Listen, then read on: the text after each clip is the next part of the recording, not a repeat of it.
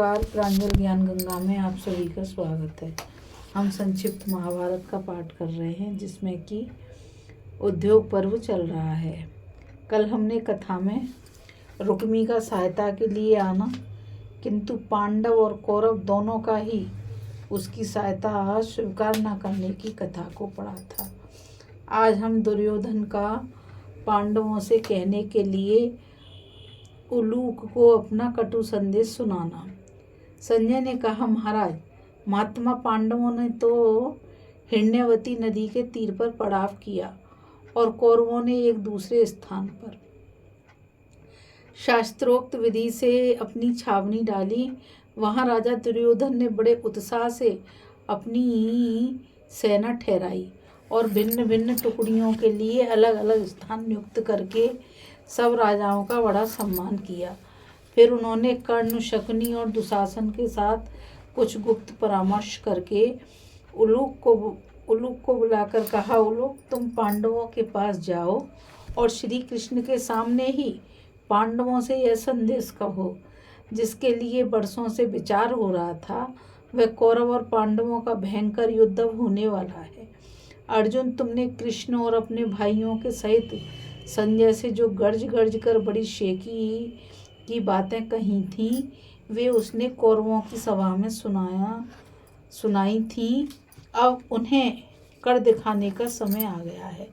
राजन, तुम तो बड़े धार्मिक कहे जाते हो, अब तुमने अधर्म में मन क्यों लगाया है? इसी को बिडाल व्रत कहते हैं। यह बात दुर्योधन ने युधिष्ठिर के लिए कही और इसके लिए उसने उदाहरण भी दिया। एक बार नारद जी ने मेरे पिताजी से इस प्रसंग में एक आख्यान कहा था, वह मैं तुम्हें सुनाता हूँ। एक बार एक बिलाव शक्तिहीन हो जाने के कारण गंगा जी के तट पर ऊर्ध्वभाव होकर खड़ा हो गया और सब प्राणियों को अपना विश्वास दिलाने के लिए मैं धर्माचरण कर रहा हूँ ऐसी घोषणा करने लगा। इस प्रकार बहुत समय बीत जाने पर पक्षियों को उस पर विश्वास हो गया और वे उसका सम्मान करने लगे। उसने भी समझा कि मेरी तपस्या सफल तो हो गई। फिर बहुत दिनों बाद वहाँ चूहे भी आए और उस तपस्वी को देखकर सोचने लगे कि हमारे शत्रु बहुत हैं, इसलिए हमारा मामा बनकर यह बिलाव हम में से जो बूढ़े और बालक हैं उनकी रक्षा किया करे। तब उन सब ने उस बिडाल के पास जाकर कहा, आप हमारे उत्तम आश्रय और परम सुहृदय हैं, अतः हम सब आपकी शरण में आए हैं। आप सर्वदा धर्म में तत्पर रहते हैं, अतः वज्रधर इंद्र जैसे देवताओं की रक्षा करते हैं, उसी प्रकार आप हमारी रक्षा कीजिएगा। चूहों के इस प्रकार कहने पर उन्हें भक्षण करने वाले बिडाल ने कहा, मैं तप भी करूं और तुम सबकी रक्षा भी करूं।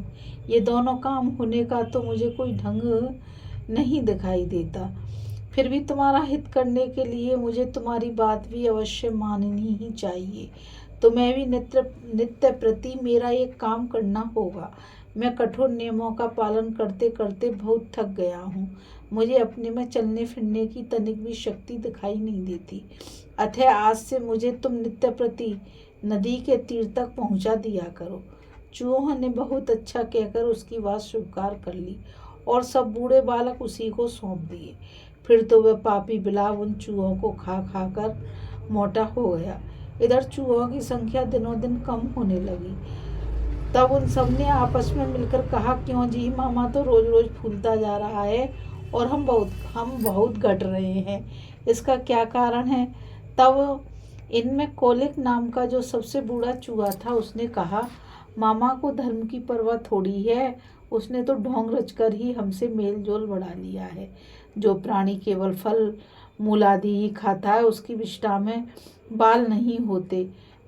इसके अंग बराबर पुष्ट होते जा रहे हैं और हम लोग घट रहे हैं।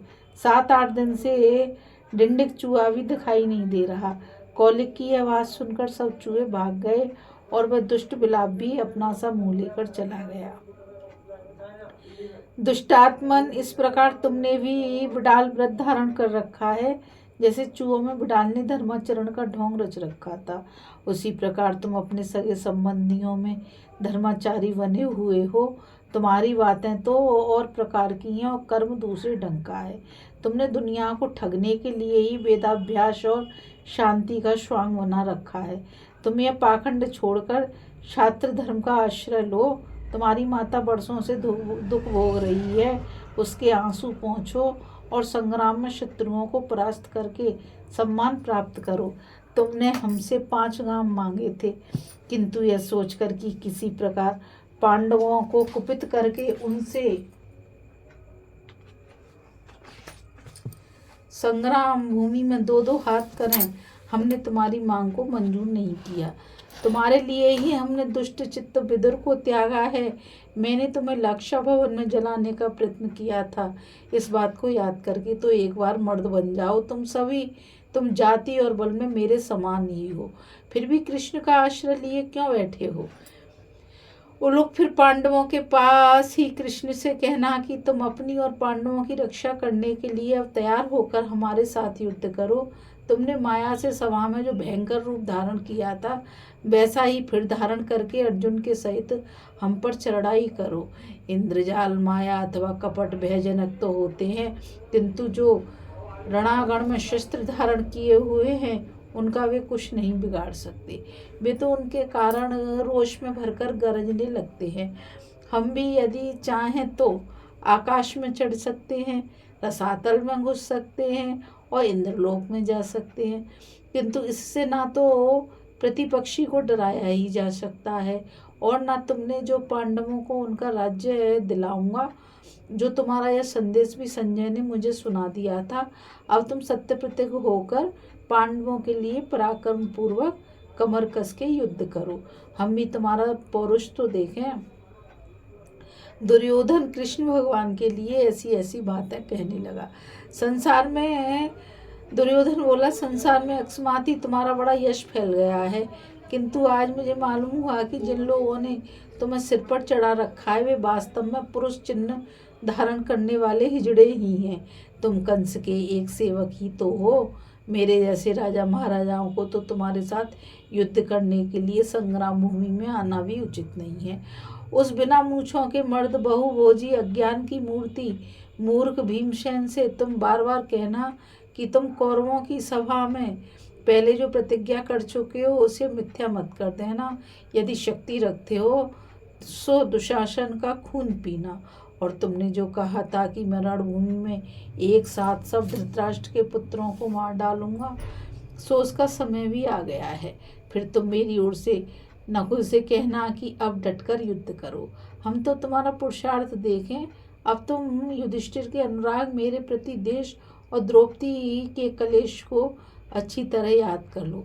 इसी तरह सब राजाओं के बीच में सहदेव से भी कहना कि तुम्हें जो दुख सहने पड़े हैं उन्हें याद करके अब सावधानी से युद्ध करो। सहदेव,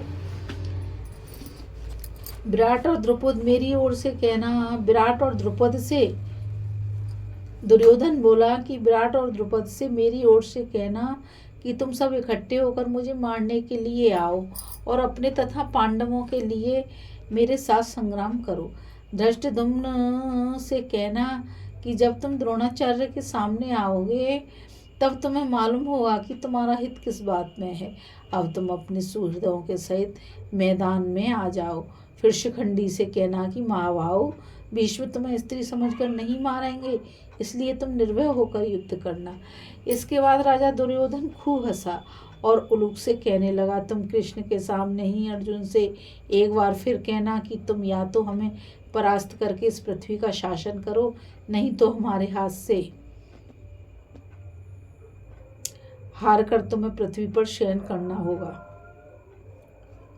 अब तुम संग्राम भूमि में बल, वीर्य, शौर्य, अस्त्र लाघव और पुरुषार्थ दिखाकर अपने क्रोध को ठंडा कर लो। हमने तुम्हें जुए में हराया था, तुम्हारे सामने ही हम द्रौपदी को सभा में घसीट लाए थे।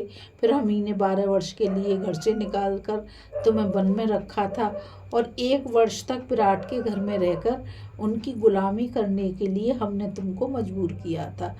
इन देश निकाले वनवास और द्रौपदी के कलेशों को याद करके जरा तुम लोग मर्द बन जाओ और कृष्ण को साथ लेकर युद्ध के मैदान में आ जाओ। तुम बहुत बढ़ चढ़ कर बातें बनाया करते हो, सो यह व्यर्थ बकवास छोड़कर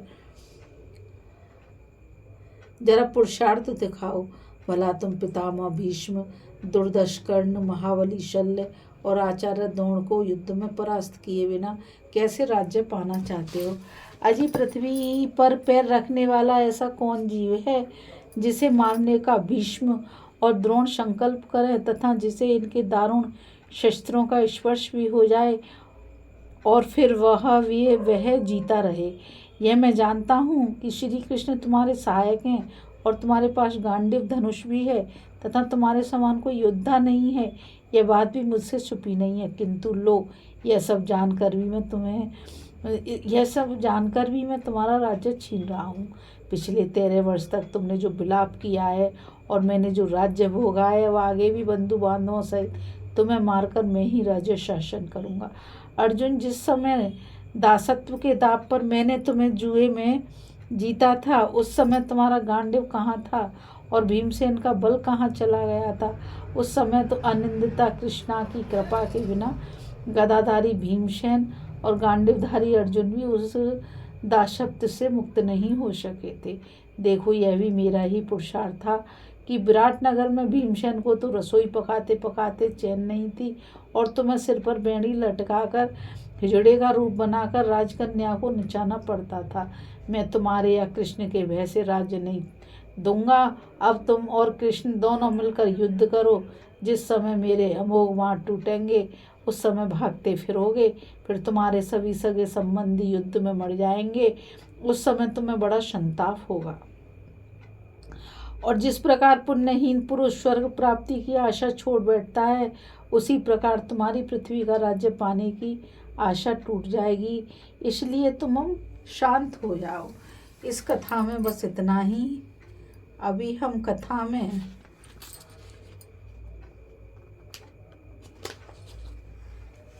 दुर्योधन का पांडवों से कहने के लिए उलूक को अपना कटु संदेश सुनाने की कथा को पढ़ रहे थे। अब हम आगे कथा में उलूक का पांडवों को दुर्योधन का संदेश सुनाना, फिर पांडवों का संदेश लेकर दुर्योधन के पास आने की कथा को पढ़ेंगे। इस कथा में बस इतना ही। मुझ गीता रावत को आज्ञा दीजिए। कल फिर मिलेंगे एक नई कथा के साथ। और मैं आप सभी से यही कहना चाहूँगी कि आप इस चैनल को ज़्यादा से ज़्यादा लाइक, शेयर और सब्सक्राइब कीजिए ताकि यह अमूल्य ज्ञान अधिक से अधिक लोगों तक पहुंच सके। इस कथा में बस इतना ही। राधे राधे। जय श्री कृष्णा। नमस्कार।